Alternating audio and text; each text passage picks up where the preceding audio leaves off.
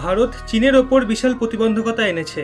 ভারতের সিদ্ধান্তের পর ইউরোপিয়ান দেশগুলোর হোশ ফিরেছে, আর তারাও চীনের ওপর বিশাল প্রতিবন্ধকতা এনেছে। এর ফলে চীনের যে সিদ্ধারা ছিল সেখানে তীব্র আঘাত লেগেছে। ভারত ও ইউরোপিয়ান দেশ চীনের সবথেকে বড় মার্কেট ছিল, যেটাকে পুরোপুরি তছনছ করে দিয়েছে ভারত ও বড় ইউরোপিয়ান দেশগুলো মিলে। এর ফলে চীনের বিশাল আর্থিক ক্ষতি হবে। ডিটেলসে আপনাদের সবকিছু বলছি, কি কি প্রতিবন্ধকতা আনা হয়েছে আর এর ফলে চীনের কি ক্ষতি হবে, সেসব অবধি সঙ্গে থাকবেন। বন্ধুরা, আপনারা জানেন চীনের অর্থব্যবস্থা যে সিদ্ধারা রয়েছে সেটা হলো চীনের ইলেকট্রনিক মার্কেট। ইলেকট্রনিক মার্কেটে চীন বাদশা। টিভি, ফ্রিজ, মোবাইল, এসি, আপনি যে ইলেকট্রনিক্সই কেনেন না কেন, চীনের আইটেম আপনি পাবেনই পাবেন। চীন প্রতি বছরের থেকে 250 to 400 বিলিয়ন ডলার আয় করে। এটা চীনের শুধুমাত্র প্রফিট বলতে পারেন। আর এই ইলেকট্রনিক মার্কেটের দমেই চীন নিজে 13 ট্রিলিয়ন ডলারের অর্থব্যবস্থাকে দাঁড় করিয়েছে।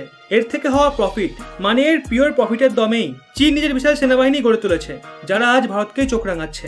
আজকের তারিখে দুনিয়ার নাম্বার 1 নৌসেনা রয়েছে চীনের। কোয়ান্টিটির মামলায় দুনিয়ার নাম্বার 1 নৌসেনা চীনের। আর ভারত এই দিক থেকেই চীনকে পঙ্গু করতে বিশাল স্টেপ নিয়ে নিয়েছে। ইম্পোর্ট হওয়া অর্থাৎ আমদানি করা সমস্ত এয়ার কন্ডিশনারের ওপর ভারত পূর্ণ প্রতিবন্ধকতা এনেছে। মানে নেক্সট টাইম যখন আপনি কোনো এসি কিনতে যাবেন, তখন আপনাকে মেড ইন ইন্ডিয়াই কিনতে হবে। বিদেশ থেকে ইম্পোর্ট হওয়া কোনো এসি আপনি পাবেন না। এমনকি ভারত সরকার দীপাবলির আগে আরও একটা বড় স্টেপ নিতে চলেছে।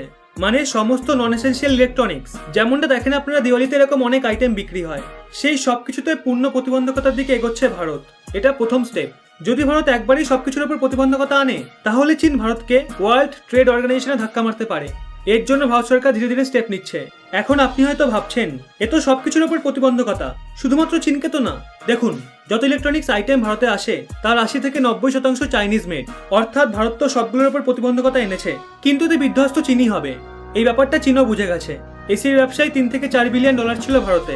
তারপর ফ্রিজ, টিভি তো আছেই। দিওয়ালির মধ্যে ভারত চীনের দিল্লি বার করে নেবে। আর ভারতে দেখা দেখি ইউরোপও শুরু করে দিয়েছে। ইউরোপের ফ্রান্স, স্পেন, ব্রিটেন, ওই সমস্ত দেশ নন এসেন্সিয়াল চাইনিজ ইলেকট্রনিক্স আইটেম পুরোপুরি ব্যান করে দিয়েছে। মানে ভারতের বিশাল মার্কেট আর ইউরোপের ধনী মার্কেট দুটোই চীনের হাত থেকে ফসকে গেছে। আর চীনের কোমর ভাঙছে এটা নিশ্চিত। চীন এখান থেকেই মোটা আয় করে, আর চীনের ওই মোটা ইনকামেই কড়া প্রহার করেছে ভারত আর ইউরোপিয়ান দেশগুলো মিলে। আমার তো আরো একটা আবেদন সরকারের কাছে, ভারতে ইম্পোর্ট হওয়া সব স্মার্টফোনগুলো পুরোপুরি ব্যান করে দেওয়া উচিত। আপনার হয়তো মনে হতে পারে এর ফলে ভারতের কি উপকার হবে, উল্টে স্মার্টফোনের কমতি পড়বে ইত্যাদি ইত্যাদি, কিন্তু বিশ্বাস করুন কিচ্ছু হবে না। ভারতের পপুলেশন নিয়ার অ্যাবাউট 140 কোটি, আর স্মার্টফোন আছে 15 থেকে 20 কোটি মানুষের কাছে। ভবিষ্যতে এগুলো আরো গ্রো করবে। অ্যাপেল সহ অন্যান্য মোবাইল কোম্পানিগুলো বাধ্য হবে ভারতের স্মার্টফোন বানাতে, কারণ তারা লাভ দেখবে ভারতের এত বড় মার্কেটে। চীনে আর কোনো গ্রোথ বেঁচে নেই, কারণ চীনে অনেক স্মার্টফোন কোম্পানি বেরিয়ে গেছে। এখন ফাঁকা আছে একমাত্র ভারতের বাজার, তাই তারা বাধ্য হবে ভারতে ইনভেস্ট করতে। এই কারণে সরকারকেও স্মার্টফোনের বিষয়ে কড়া অ্যাকশন নিতে হবে।